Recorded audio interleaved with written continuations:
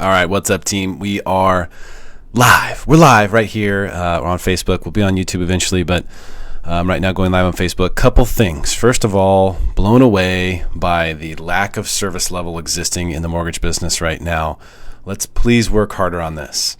I keep hearing from people about how they're not hearing back. They're not getting called back from people, and I'm looking at their stuff. They're not approved. People aren't calling back borrowers who aren't approved just because they're being lazy.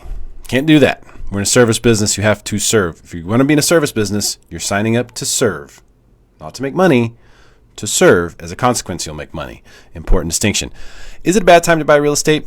First of all, we had a great discussion about this on the real estate debate last Friday. It was live. It's on YouTube. It's on Smarter San Diego. Check it out. My buddy Jay Lee was on there. My homegirls Sarah Halliburton and Leslie Ratliff were on there. We were diving into this and giving different opinions. It was awesome. So I'm going to talk about that, but I want to point out a couple things here. First of all, let's take a look at what's happened let's look at the last 5 days. How about? I've got the last 5 days pulled up here. This is the stock market. So today we're up big, and we were up 600 most of the day. And at the end of the day, it really trailed off here, which is also a tell, by the way. But when we had some really bad, action, some seriously down days here. And then all of a sudden one slight recovery day. This is kind of quintessential of a bear market. Really still looks like a bear market, even though they're up quite a bit today. Today would have been a good day if you'd missed out in the last 3 days to sort of unload a little bit, maybe sell some, maybe get out a little. But that's neither here nor there. My point is this: when we look at what's going on with stocks being extremely, highly valued and having such a straight run up, and amidst all of the unemployment and whatnot, it just seems like a very dangerous period. Unfortunately, it hasn't helped for mortgage bonds. The reason we look at the stock market is because it affects mortgage rates. And today was a day where we really needed, and let me see if I can pull this out. So if you look back, the last time we were squeezed like this, we have to go way back here. These candlesticks are each 1 day. And the last time we were squeezed between these two moving averages here, we broke to the upside, which was great. And that's what we were predicting, because we had the Fed on our side. We're getting squeezed here. The technicals are bouncing around and boom, we're off to the races. Well, now we've got a really similar situation. I mean, look at this. Look how similar this is. We might bounce around in here for a couple of days. I'm hoping that we bounce to the upside because that would mean that rates would go lower. Remember, when mortgage bonds, why is this not working? Why aren't you working? There it is. So when mortgage bonds go higher, rates go lower. So they have an inverse relationship. So if you look just here at the trend, this is the trend right now. Rates have been trending a little bit higher. So rates have gone up, this much, that distance right there. Rates have gone up that much. And sometimes people get really freaked out right now when they hear interest rates have gone up. I've heard a lot of people are like, rates went up? Oh my goodness. Look, rates went up 1/4 point from the lowest of all time. So you're 1/4 point above lowest of all time. It's not a big deal. But it does freak people out. It really does. We're so used to hearing lower, that when you hear higher, it's like, and some people do freak out about it. So we got to remind people how low rates really are in respect to, this all-time history, but also even in recent times. 1/4 point really isn't that much, but it does affect things. It will affect things a little bit. So it is something we want to pay attention to. What's really going to be crucial is to see what happens here, because if we can go ahead and break higher, that means that rates will go lower. However, if the unfortunate happens and the stock market continues to run away higher, then we could see lower. Now, I'm predicting right here, if I had to bet, if I was trying to make money on Wall Street right now, I would be buying bonds and selling stocks. So I would just very simple. I'd be buying these bonds right here, expecting it to break higher, which would be good for people who are already locked. We can maybe float you down. If we're not locked in, if we're floating already, we would look at locking once we bounce up here and get to one of these levels that we've reached before, where rates are just stupid low. Or expecting the stock market to continue to roll over, because one of the things that's really interesting, if you look back at when this started. And of course, I've got my conspiracy theory, but look, the first down day after being up so much for so long, the first really big down day was a pretty big down day, was this day here. And look at what it was. It was September 3rd. Actually, can't see it on here, but it was September 3rd. See, here's the 4th. This is the 4th. This is September 3rd. What is September 3rd? It is exactly 2 months before what?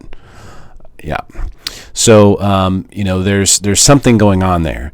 And is the market going to roll over as a result of this? I don't know. I don't have a crystal ball, but I do think that most likely we will see rates improve. Rates will improve. That's what I'm expecting. And to answer the big question here, which we tackled, pretty extensively on the real estate debate, and I want to touch again today, is it a good time to buy real estate? Or the question people are really asking, is it a bad time? So I just want to show you here, this is average sales price of houses sold for the entire United States. Okay, this is from the Census Bureau, and the St. Louis Fed puts this out, Federal Reserve. And you can see here, this is years at the bottom. Now, what's important to understand about this is that the trend is obviously higher. So this is the reason why we like real estate, right? How could you not? Look at that.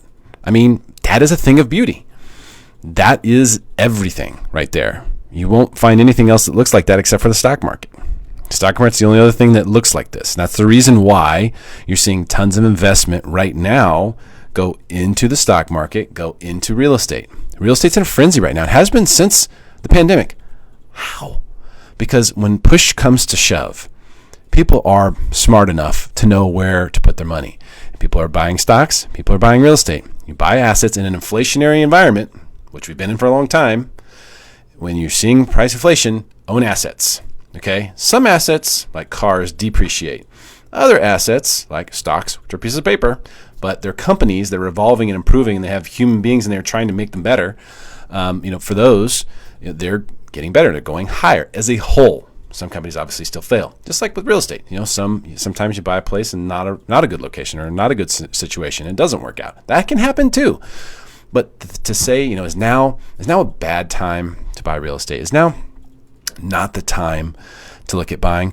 This is all you need to look at, and this is the reason why I brought it up, because it's always a good time to buy real estate. It's not always a good time to sell. So for example, if you bought up here, then all of this time until here, this was all a bad time for you to sell for however long that is, 3-4 years, whatever that was. That's all a bad time to sell because you're going to lose, right? But then since then until now, it's been good. Right? So whether it's a good time to sell or not does depend on the market. But whether it's a good time to buy or not doesn't really. Because here's the problem, and this is what we discussed on the debate last week, and what I thought was so great about it, and why I highly encourage you to check it out. If you wait, you have so many, you can paint yourself into a corner so quickly with, well, what do I do now? So I'm thinking about buying right here, but I'm like, you know what? The market's been straight up. I think it's going to roll over, and then it goes up. And then you evaluate again and you go, shoot, it's higher. I'll wait another year. Shoot, what do? Now you've thrown away tens of thousands of dollars more in rent, and you're going to be paying more for the house than you were. So you've gotten whacked on both sides. You've literally gotten whacked on both sides. So here's the big point, the big takeaway here. If you wait, you have the chance to lose on both sides. In other words, you're paying rent, which is a guaranteed loss, right? That's guaranteed loss. And then prices go up, or just the expense of owning goes up. You can lose on that side too, so you lose on both sides. If you go ahead and buy when you're ready, you know where you want to be, and you can make a long-term investment. If you buy, you take away one of those bad sides. So the only thing that can happen, you can only lose on one side potentially instead of two. But you also get the 3 benefits of home ownership, which are the tax deduction, right? The principal pay down, and the opportunity for appreciation. So you get none of that when you're renting. So the problem with waiting and continuing to rent is that you can put yourself in a situation where you lose on both ends. You lose while you're waiting, and then you lose when you do finally jump in. Whereas if you go ahead and buy, you're at least starting to accumulate some of those benefits, and you're not losing on the rent side. You're not throwing any money away. You're paying money towards interest, which you get to write off on your taxes, and you're paying money towards principal, which goes towards the equity in your home, and your home has the opportunity to appreciate. So that's the hard part about waiting. The hard part about saying, well, I'll buy later.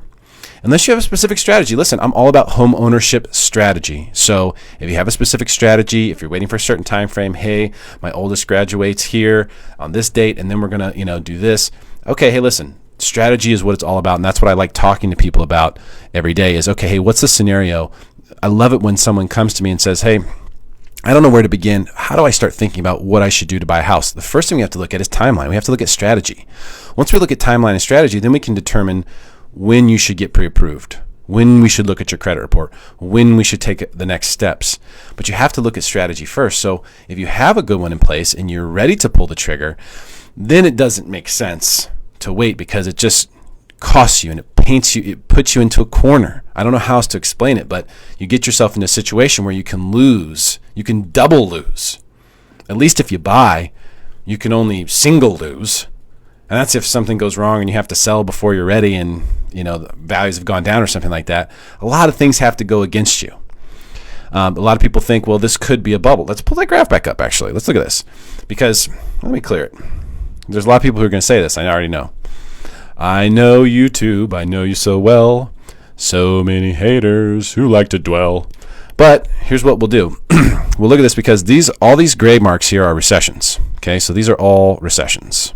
And you can see some of them, the skinnier ones that didn't last as long, and the wider ones lasted a little bit longer. So those are all recessions. So if you look at those, boom, boom, boom, boom, boom, boom, boom, where's the next one? It looks like we're overdue. It does. And people will say, well, it looks like we're overdue for recession. True. But if you look at these recessions, look, home values went up in this recession. Home values went up in this recession. Home values went up in this recession. Home values went up in this recession. Up. And they were just barely down in this one back in the 70s. And they went down here a lot. And that's the one that people remember is the most recent one. But historically, when these recessions take place, they don't take that long. And home values do increase. So if you say, well, we're due for recession, we're due for something here that is going to make a change in the trajectory of what's happening, and it may not be lending related, it may not be real estate related, it may be another pandemic, it may be a civil war from riots, or all the different things that they're trying to do to fearmonger us and to essentially separate us. And that's one of the things that we have to really be careful of, because there's an outside enemy that's trying to defeat the United States. It could be a country, it could be a faction of people, hard to say. But they're trying to divide us, trying to get us to fight one another so that they don't have to fight us. And that's 100% what's taking place here. So what we have to do as a country, as citizens, as patriots, as Americans, is make sure that we're working together. We're working together on these things. Let's not allow the fear-mongering. Let's not pass along the fear-mongering. Let's make sure that people know the truth about what's going on. And by golly, if you're in the service business, be ready to serve people, okay? This isn't just because things are great for people in certain industries right now. A lot of people in the mortgage industry breaking records and things like that, and that's great. That's terrific, especially as big companies. You're killing it. Congratulations. But if that means that you're just going to become more picky, if that means you're going to tell more people no, if that means that you're going to intentionally reduce service levels, we're not even going to talk to you until you apply for a loan? Are you kidding me? That's disgusting and unacceptable, especially when it comes to veterans who are trying to use their VA home loan benefit to buy a home for the first time. As I spoke to someone earlier today who had experienced that. No one would talk to them until they applied for the loan. I said I was the only person who would actually talk to them without applying. And I just think that's sad. Now, some business people might out there go, well, Derrick, you're going to end up spending all day talking to people who don't close. So what? Some people will close, some people won't. That doesn't matter. That's in God's hands. That's not my call. My job is to help serve people who need their questions answered, and so that is what I will do. And that's the way everyone in the service business should look at it. Provide great service. Money comes as a consequence. If you're just focused on metrics and trying to be as efficient as you can to make as much money as you can, this is not the way to conduct a service business. So let's stay together. Let's raise the standard a little bit. Right now, where the standard is being lowered by a lot of people in the industry because they're so busy. They don't have time to call people back. They don't have time to do that. Not unless you sign this or do this, will I even talk to you.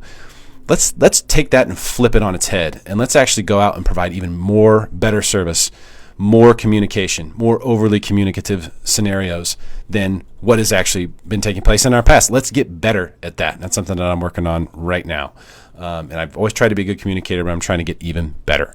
So let's expect, just to recap, expect the stock market to continue downward. We got the little confirmation at the end of the day today that, you know what, this might be a little short covering here, a little profit taking. This was kind of a big move over the course of 3 days, And we're expecting to see more downside in the stock market, which, if we're right about that, would be good, because that would mean that we'll break out here in this little tight pattern. We're sort of stuck between these two zones right here, right now, and we've seen this before. And in the past, which was about a month ago, we broke out and rates got really low, and that was awesome. We're really hoping to see the same thing again this time. And if you're wondering about whether it's a good time or not to buy, check out the real estate debate from last week. It's on Smarter San Diego, Facebook, and my YouTube channel. Just search Derrick Evans on YouTube, and you can see it there. We discussed this in detail, brought several different things to the table. We discussed what we've been experiencing in the marketplace. We discussed what's likely to take place in the short term. What it would take to turn this market over is something that I think only the natural market could provide. And the natural market doesn't exist right now as far as interest rates are concerned. An increase in interest rates is the only enemy of real estate right now. And the Federal Reserve is putting an unbelievable amount of money into, which is just a number on a computer screen at this point. And people say, well, they're printing money. They don't really have to print money anymore. That isn't really how it works. You print money really just means you're just adding numbers onto a computer screen. It's like, imagine if you had an Excel spreadsheet and you could just write a number in there, and that was now money that could be transferred to a bank. I mean, that's what's happening. So they're taking a lot of that money and they're buying mortgage bonds, which is helping us keep rates low, and they have no intention of stopping that anytime soon. So with that being the case, if they take and they ease off the gas at some point a year or two down the road, when that starts happening, then we'll take a look at it and say, well, what's the likely effect here? But they're unlikely to do that before they believe the natural market is ready for it. So I feel very confident, that we're in a really good place right now. And I think that if you have a concern, it's okay, always.